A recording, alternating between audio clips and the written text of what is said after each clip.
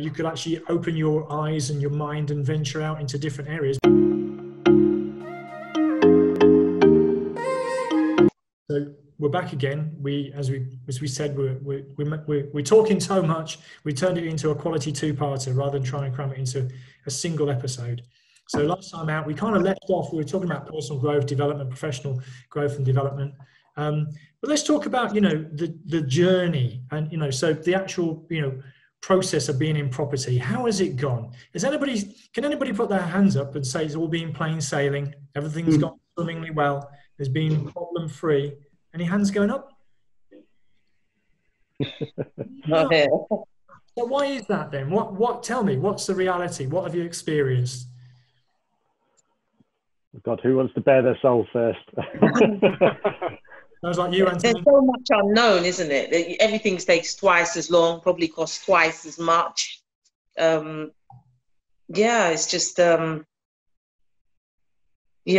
much can change. There could be time delays, cost overruns. I mean, on some projects, anything that can go wrong does go wrong, and you just have to persevere. Really, you just have to. I think I'm sure within every property developer, there's an element of that within us that we soldier on, because if you don't have that in you, then you'll soon get overwhelmed.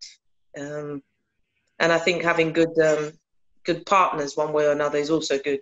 Someone to bounce your troubles off is also very powerful, and a good team of professionals around you. Come on, Anthony, you wanted to bare your soul. I'm sure you did. Well, I mean, even with my experience, sort of doing what I've been doing for so many years, it still goes wrong on site. You put your trust into other trades, and maybe they're not quite on side with what you want to do or what you're trying to achieve. So things go wrong. As you said there, there's always problems that are unearthed when you start a build. So things take longer. You fall out with people. They cost more money. So it's a case of earning your stripes. And I think, as you said there, perseverance is what I think defines a proper investor, or someone who's going to make this against someone who's maybe just going to dip the toe in and fall flat on their face. You need to just keep at it, because it doesn't happen overnight. It is like rolling a snowball uphill, and then one day you'll get to the top and it just becomes a lot easier. But well said. I mean, I don't want to bring too much pain into this part of the conversation, but thank you by the way, for sharing and being vulnerable enough to actually say that perhaps things haven't always gone well, because a lot of times the whole Instagram world doesn't portray the reality of what it can be sometimes. So it's interesting. You both said, just in that last section, perseverance was a key characteristic that you need to be successful in this business to survive in the long run. Are there any other characteristics that you think, not necessarily all about, dealing with problems on site, but what else do you think are qualities or characteristics that we might need to stick it and go full time in property?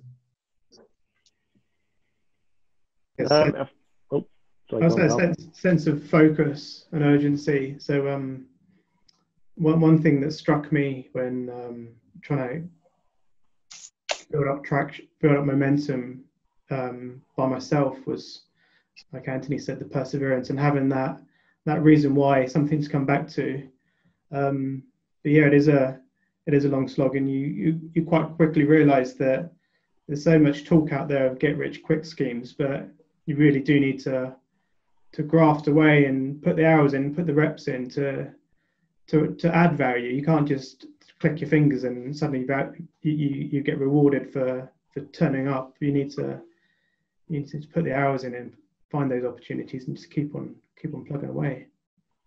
I think it was Seth Godin, might be wrong, but I think it was Seth Godin who said it takes 6 years to become an overnight success. Yeah. Certainly makes sense.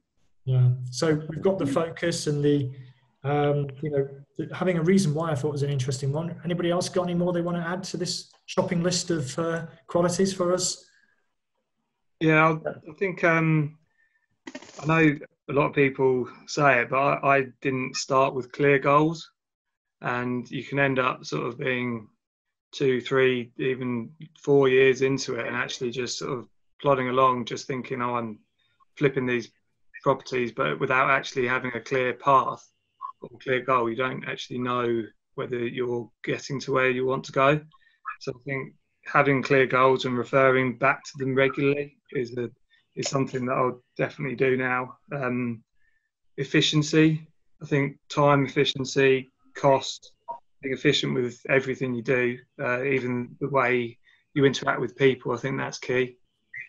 And I think you've got to be cautiously optimistic, because in the past I've sort of been a bit too optimistic with GDVs and how long things are going to take, and you sort of get the perfect storm sometimes where your worst case scenario suddenly turns into your best case scenario, and then it's very, your options, your exit options suddenly become less or restricted if you've got less margin in there, and it can become very stressful. So yeah, cautious optimism, I would say. So you still got the word optimism in there, so that's good. Yeah, sorry, bit downbeat, but. Well, you probably still need to be optimistic or have a positive outlook, I think. But I think cautious realism sprinkling on top sounds fair to me. Bit of resilience in there as well. Bit of resilience, absolutely. Yeah. It was. I have one. So yeah, go for it. it's to be when you're penny wise and pound foolish. And that's something. And I've kind of learned over the years that if you have good tradesmen, even though they may cost that extra bit, or good architect or whatever, they are worth their weight in gold. Because getting it wrong can be very, very costly indeed. So it's about being, really wise in when you see those cost estimates come through and who they're coming through from, and being able to make that decision as to say, no, I've worked with this guy, I know he knows his stuff, he's worth every penny. And it's difficult, isn't it, when you're on a budget on site and you really want to make every penny count, but it's just being really careful, when you make those kind of decisions as to who you bring on board to work with you. And if you have good contractors, hold them closely. Yeah. Well, I hope they're not listening. They're going to be knocking on your door asking for a pay rise now if you said they're worth the weight in gold. But I know what you mean. I think it was Sam Collette who said bounce back ability as well, because and there was someone else who referred me to a saying just the other day. I'm trying to think of the source. I'll try and remember as we're talking. But a previous coach of a good friend of mine, he said, if you have 50 good days in a year, you're doing well. So, but I don't know if that's true, but I think, we need a bit of resilience and bounce back ability. I think it features 80-20 principle. 80-20, yeah. So we got those. So there's probably others. I've got a few of my own, but let's move on. I think we've got, we've spoken about some things on project level. We've spoken a little bit. I probably want to come back to some of the strategies, but we refer that to a bit. But let's just say some of you have been involved for a number of years now, a decade or more in some cases. Some of you for about half that time, and some of you recently. But what do you think about, change over time, cycles? What are your thoughts on that? What cycles in what, the properties itself, or well, everything? Do you see? Not the BMX bike. No. So do you see evidence of clear cycles, economic or property specifically? Yeah, I think that. Oh, go on, Sven. Yeah, okay. So when I started, it was 2013, and that was a rising market. So it was a lot easier to make money. Things were selling very quickly. So that was obviously when you're flipping and you're selling, you're always a buyer and a seller if you're going on to buy the next property, that is. But it can give you a sort of false perception of how easy it might be to move on to the next project. And then it was actually probably Brexit was, I mean, if it was, the market was bound to have a slowdown anyway, but Brexit was probably the catalyst for that. But then suddenly things weren't moving nearly as quickly in terms of selling. So then it puts pressure on moving on to new projects, and probably over leveraged or to out of my comfort zone anyway. And then, like I said before, it's if your profit margins aren't great or things are taking slightly longer, the cycle can, if things are moving very quickly, it's a lot easier to deal with.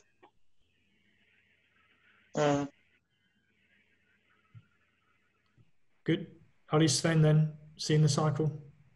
Well, I mean, I guess one I've kind of I mean, like Sven says, I mean, there's lots of strategies that fit different times. I mean, it's very area specific as well. I mean, I'm in the Northeast. We've not really experienced any capital growth for a while now. So maybe, you know, things like you would normally use in a rising market, like flipping, don't particularly work all that well unless you really buy below market value. But I mean, like when the PD rights came in for office to resi, a lot of people jumped on that, gobbled up all of the old offices, and then we started needing to build more offices to cater for the actual office use. I mean, we're probably going to see a dip in that now, just with obviously what's happened with Corona, people probably working from home, but also retail removing. Are we going to contract to a point where town centres are smaller, we've got more residential, and then there's going to be a need then for retail to come back? So I think yeah, there are cycles. I think as you start doing a bit more in property, you just spot the opportunities places if you've kind of got your thinking cap on. So that's what I've noticed anyway. Excellent. Being open to different opportunities, isn't it? So keeping your eyes open and kind of going with the flow, seeing what works. Yeah. Yeah, because there's a couple of schools of thought, isn't there? There's like, you know, stay in your lane, or diversify and grow, or don't be the ostrich with your head in the sand, waiting to have your head bitten off. So stay in your lane is like stick to what you know, perfect it, the cookie cutter, keep repeat. But then, will that always work? Will it always serve you? Alternatively, if you could actually open your eyes and your mind and venture out into different areas. But of course, if you spread yourself too thinly and too quickly, trying to step up too fast or take on too much, it could have consequences there too. So it's a balance, isn't it? I like to refer to the 70-20-10 rule. So you spend 70% of your time focused on your core strategy, and then you've got these little side projects. So they may evolve into something else. You may rely on them. You may need to completely transition to something else. Yeah, definitely. That brings, that's actually interesting, isn't it? So having basically, you said 70-20-10, I say 60-20-20, doesn't matter. But the idea is you have one key strategy, you have other things going on at the same time. Now, pretty much, well, most of you either have more than one thing going, or you have, let's say, an alternative income stream, or perhaps some savings to tide you over. Is that fair? Is that pretty much how you see it? You've tried to de-risk your position in some way? Yeah, definitely.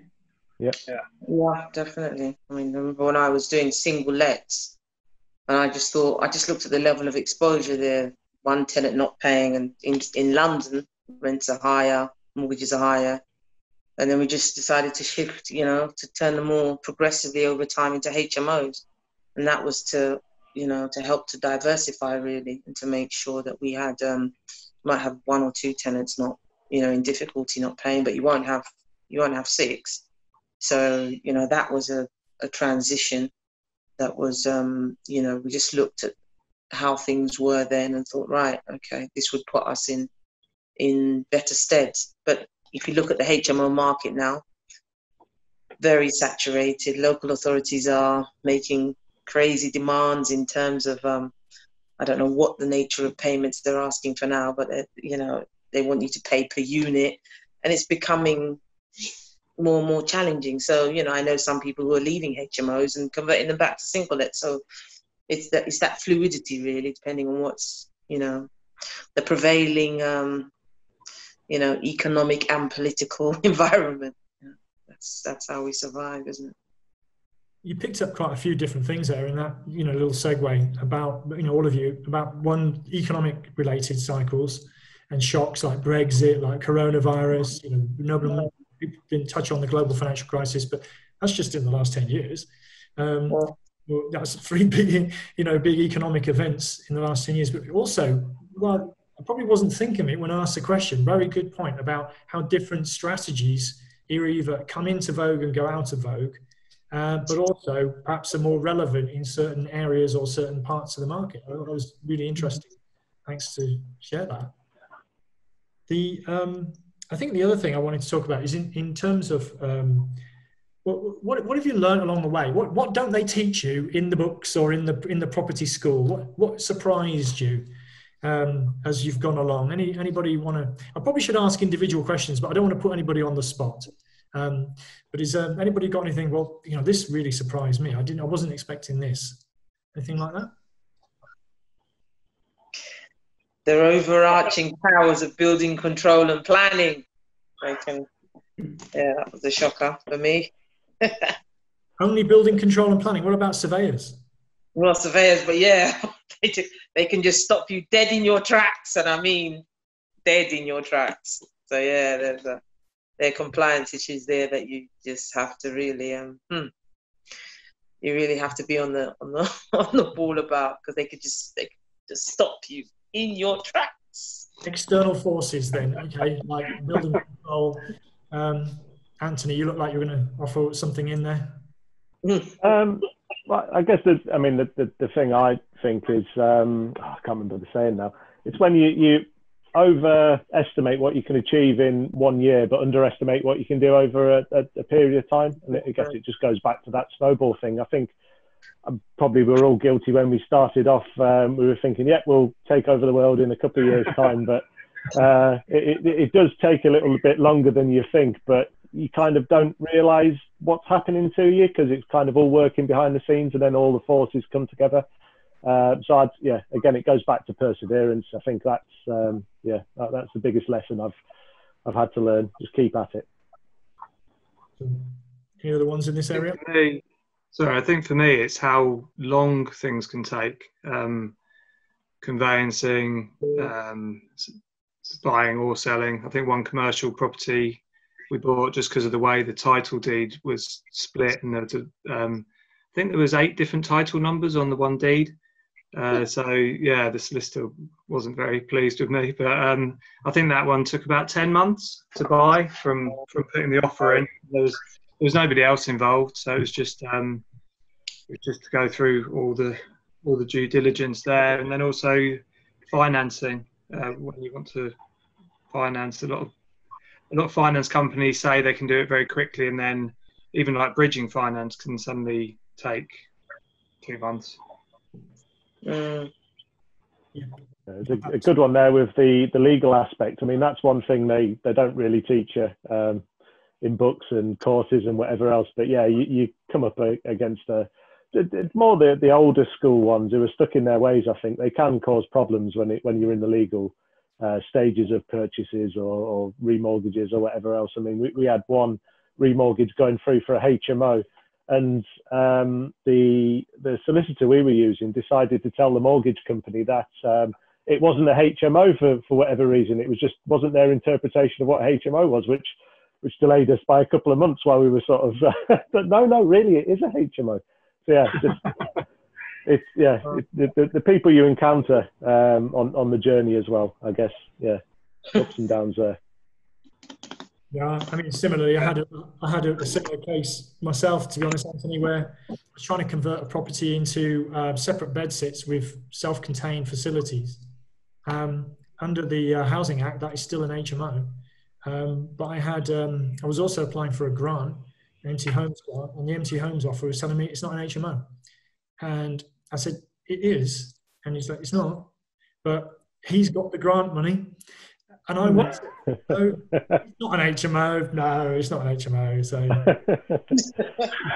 you remove the kitchens and have a shared kitchen. That's an HMO. That's an HMO. So yeah, the external forces and control that people can have, and it's interesting you should say that. There's a role as well in a state agency. They call it a sales progression or sales progressor. We also have to be that, don't we? Yeah. Okay, so we talked about that. What else is, we talked about what they don't teach you, if you like, at property school or in the books. But if you had your time again, some of you it's relatively early, but if you had your time again, would you do anything different? And if so, what would it be? I guess starting earlier would be, I guess that's a common one. I mean, I didn't get going till probably 34, 35, and sort of I had the background knowledge to have got going a lot sooner. It's just a confidence thing, I guess, at the time. So that would be the biggest one. And I mean, I'm going to say it just because I run a networking group, but networking is I wish I'd started that a lot sooner as well, because what's happened since we've begun has been crazy. So yeah, get going and get networking as well. That would be my advice to my younger self. I'll second that with the networking there. I think that's key. Just key networking. You know, you can't do it on your own. It's not possible. Not possible at all. Another big up for networking. Carl, you look like you were anticipating. Yeah, I'm getting ready to say. I touched on it earlier, but focus was the big thing for me. So I spent a lot of last year kind of strategizing, and what I came to realize, certainly more in this year, is it's all about adding value and focusing on the areas of the business that they're going to bring results. They're the key result areas. So setting up systems, come up with logos, building websites, all of those things add very little value. They need to be done, but you choose when to do them. I think things like finding opportunities and looking for deals and solving problems, that's where you add the value. It's easy to be a busy fool and keep yourself busy, but one thing I like to think about is, imagine if someone was paying your wages and you had to write a report at the end of the week, or you had to answer to them. So, well, yeah, this week, so I managed to create a website and we've got a new logo, and well, where's the money coming from? So that's helped me a few times to think about if I was employed. So, for example, would your employer be happy if you kind of just sloped off work at 4 o'clock every afternoon, or just try and keep yourself disciplined as if someone was paying you? Well, someone is. Well, yeah. It's yourself. Yeah. So it goes back to what Daniel said earlier, though, isn't it, about accountability there, I think. So I'm not trying to lead you into answering that question, by the way, Daniel, but it was. You're right. It is. I try and. Everybody's got 24 hours in a day. It's up to you what you choose to do with those 24 hours. You know, you can say, oh, you know, I've got a job, I'm struggling. Well, you get up earlier, go to bed later. You know, you just if you tell yourself these things, you're just having yourself on. You know, you're telling yourself that you can't do it when you can do anything you want. If you focus on it, you can do anything. You've just got to either get around the right people. If there's someone who you know, someone who you might have heard of, or your cousins, aunties, sisters done something in property, just ring them up and ask them a question. You know, ask them what they've done. And it's like the network. As soon as you get around those people, they'll give you the tips. No one's keeping them. It's not like a trade secret. Anyone will tell you anything what to do. You know, especially the property people, a sound bunch of people as well. You know, that everybody's willing to help. You know, if you're going through troubles, even non-property related, I'm pretty sure everyone will help you out. So that's what I'd say. Sounds good. I mean, there's a big thing about belief there, isn't there? Right. When you started, you were talking about belief, and it can be done, but also about resourcefulness, about, you know, putting yourself out there, asking people for help and advice. Yeah. You don't necessarily have to pay for every piece of advice and help that you get either. Well, just ask anyone who you know. If somebody's done it, they've done it. So ask them the questions, you know. Yeah. Cool. Can't hurt. So I'm thinking you're probably got 10 or 15 minutes maybe. So we're going to make this count, right? The last 5, 10, 15 minutes. So is there any massive game-changing moments or even a mindset shift that anyone's had? They go, this was it for me. This just shifted gears. This just put me in a different place. Is there anyone got an example like that? And by the way, if you haven't, I'll quickly move on. But anything like that in that area? Just let's finish with a nice punchy high. Mine were just joining the apprenticeship program, really. The accountability and being around the people who's done it. You know, the guy who runs it's all right as well, which helps. So, but that honestly, that's been the biggest change to me. You know, nothing much has changed from when I'm not doing much differently from when we started to when we finished, but a lot's happened. So, you know, my day-to-day routine has not really changed much, but a lot has happened. You can't really explain how it's helped. I can't say it's exactly this, but a lot's changed. You know, I'm seeing opportunities that I didn't see before. That's what I'd say. Well, there's a £50 note heading your way as we speak for that. So thanks for that endorsement. But any other game-changing moments? I think mine, has been again. It was in a one-to-one with your humble self, Richard, where it was. It's not just about the money and the returns and the strategy. There was this one-to-one, and it just dropped. It was about legacy. It was about legacy, and it's difficult to explain what that means to me personally, because it means a great deal. And it moved from being at the fringes to really pivoting to becoming something that, you know, is more at the heart of what I need to do. Do you see what I mean? It's not just about the money, making more money. It's just money, you know. And that has been a game changer for me, because it's bouncing around in my head now continually, and I'm trying to give it form, and that's not an easy thing. So, but it's like giving birth, isn't it? It's not easy. I'll take your word for it. Yeah, it's not easy, but you know, if you persevere, it can be incredible, and it's not just for me, you know. That's in answer to that question. That's been the game changer for me, really. Well, it continues to. Sorry, I didn't want to cut you off there. Another powerful share. I remember that conversation. We talked for over 2 hours about that Friday night, I seem to remember. And we had other things on the agenda, but we didn't get any further than that. And, we just talked at length. It was very inspiring as well. I mean, the big takeaway is, you know, just to get yourself in front of someone and get what's inside out. You know, it's amazing what you've got inside yourself that's perhaps bottled up and has been bottled up for some time. It doesn't matter who that person is. Well, it might matter who it is, but, you know, it's just good to get it out, speak it out, speak those words and kind of name it. And, you know, that's getting in touch with our purpose, our destiny, you know, our legacy, as you said, Monica. So I feel very passionately about that and being, you know, true to ourselves. And it's not just about the money, as you say. What a great one. Anybody else got these great game changers?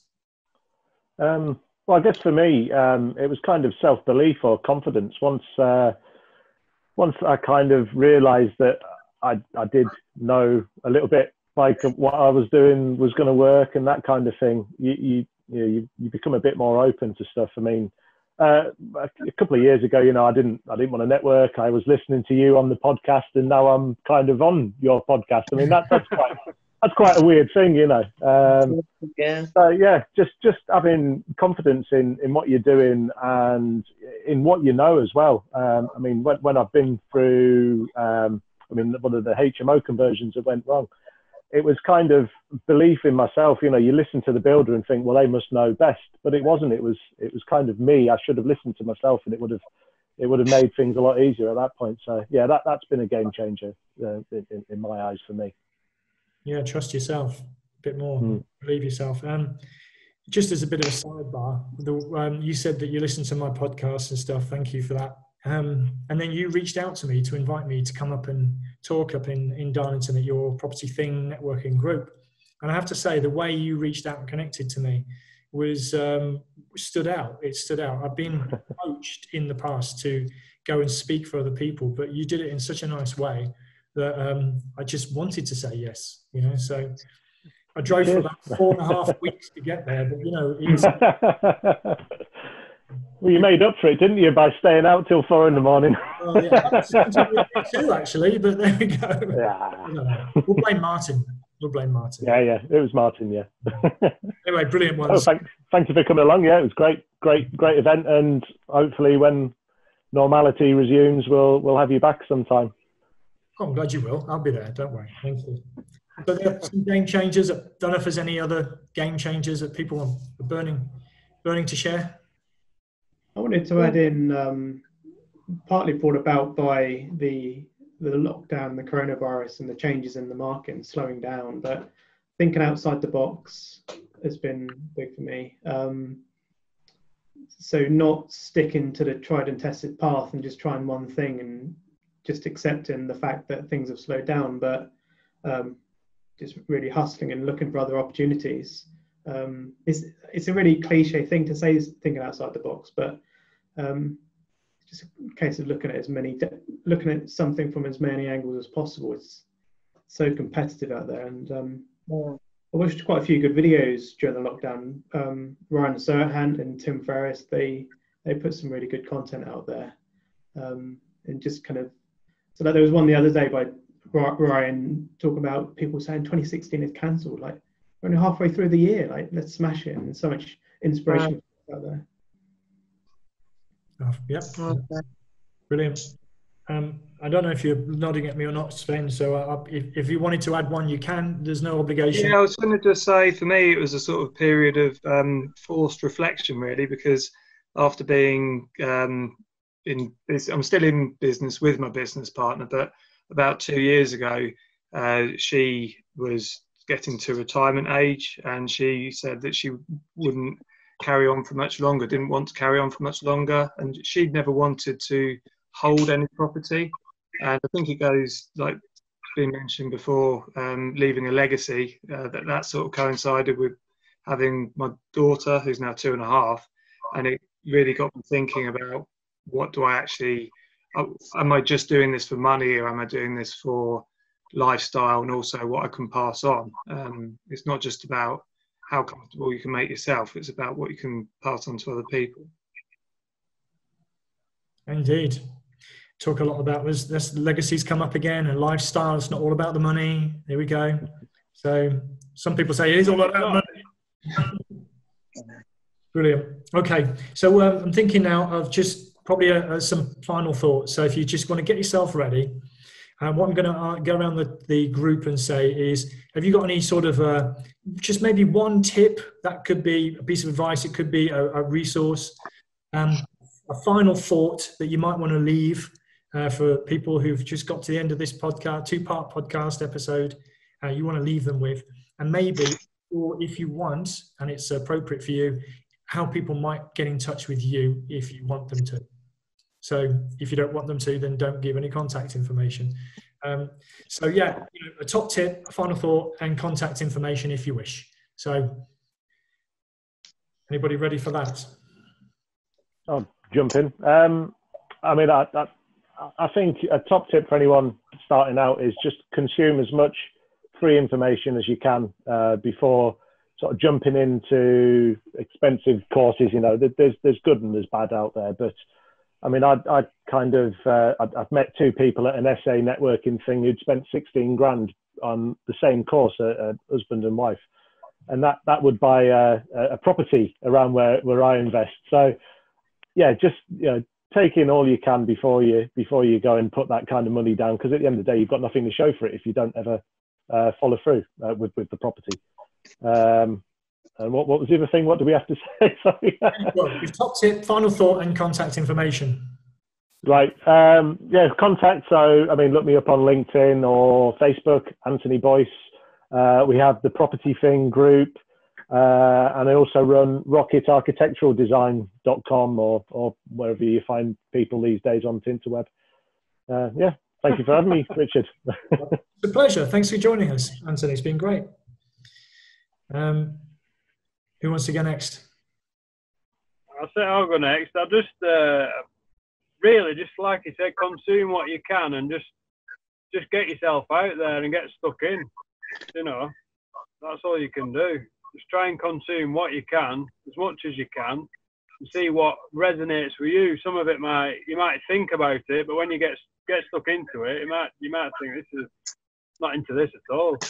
You know, just try and do whatever you can and see what you like. The supermarket approach, as I call it. Supermarket, you've got all these things on the shelf. You know, you don't have to take everything. You can leave some things behind, but it's all there for you to see. That's the one. That's the one. Thanks, Daniel. Appreciate that. Any contact info, or have you deliberately not shared it? Well, yeah, I'm on LinkedIn. I've not updated it for a while, but Daniel Riley on LinkedIn. If you want to send me a direct email, in fact, you can. That's Daniel Riley at gmx.com. You know. Perfect. Please don't inundate me. Yeah, putting your contact details out on the internet. Why not? Yeah, it's okay. Don't worry about it. Thank you, Daniel. No worries. I'll go next if you like. I suppose the top tip would be mindset. Mindset is everything. It's probably the most important thing. You can have a positive mindset, and if you can reframe issues, mistakes as a positive, because that's how you learn, really. Perseverance as well, if you can have those two things set and you're on your way. A little resource I've just started using, actually, and it's made my life so much easier, is an app called Things, which is like it's like a smart to-do list, but for people like me who's got a brain like a sieve, then it's really helpful. And then contact details, I'm on LinkedIn too, Sven Chesters, and my email is sven@chestertonhomes.co.uk. Thank you, Sven. Is that Things with an I or a Y? Things, THINGS. Okay, thank you for that. Choice of two left. Thanks, Sven. Choice of two. Well, I'll just come in. Mine is top tip, just to kind of take from what Sven said, really, around mindset. And it's about just dealing with overwhelm. Just to believe that it will pass, that it's not defining. You know, if you think of all the challenges one has faced in one's life, they pass, don't they? You keep moving through it. And this moment where you are now, however difficult it may be, you will move through it. So it's just, again, the power of mindset, the power of belief. Yeah, that's my kind of top tip, to believe that there is light at the end of the tunnel. You've got this far, you know, you've overcome other challenges and difficulties, and you'll overcome this as well. So in terms of my contact details, I suppose you can reach me at my email address, which is monica.olushola@gmail.com. Spelt with a K there, not a C, the Monica. So yeah. Monica, and we'll drop that in, because I've been calling you Monica consistently, but in a completely different spelling. So it's just the email address that's spelled with a K, but normally I spelled it with a C. But yeah, so you're right. Not to worry, Rich. Perfect. Thanks, Monica. So I guess that leaves Carl. Yeah. Okay. So Well, the biggest tips would have obviously been stuff that's been mentioned before about mindset and surrounding yourself with a community. I think there's a couple of smaller things for me, because I've focused on cash flow, kind of making sure that personal finances are up to date. You've got a clear view of what's happening there, but also for the projects, making sure how they stack up financially. In terms of working full-time in property, one thing that's really helped me is to work at a shared desk space. So I've got a young family, 2 young kids, so it can be challenging working from home. I haven't had much option during the lockdown, but yeah, working in a shared desk space has been really, really useful. I mean, really increase your productivity when you focus a bit more. Yeah, in terms of contact details, yeah, you can find me on LinkedIn, maybe pop that in the show notes, or my email address is Carl, CAIL, @accoladeproperties.co.uk. Very nicely done. Very nicely done. And what an absolute pleasure. It's been brilliant, guys. Guys and gals, sorry, to share with you some element of your journey, and I'm sure everyone listening in has taken away so much as well. It's exceeded my expectations. Actually, there's lots of quality, lots of rich content here. I'm sure loads of people are going to be inspired by listening to you. In my world, second steppers, but superstars. I'm just going to refer back to Monica's phrase earlier that, we all have superpowers, and I think you've all got that superpower burning within you, and I just wish you all the best as you continue that journey. And I'm looking forward to maybe sharing a sip of a cold beer or a pina colada on a beach sometime soon. Looking forward to it. Very nice. Yeah, thank you, Richard. Thanks very much. Cheers, Rich. See you all soon. Thank you. Yeah. Bye-bye, guys.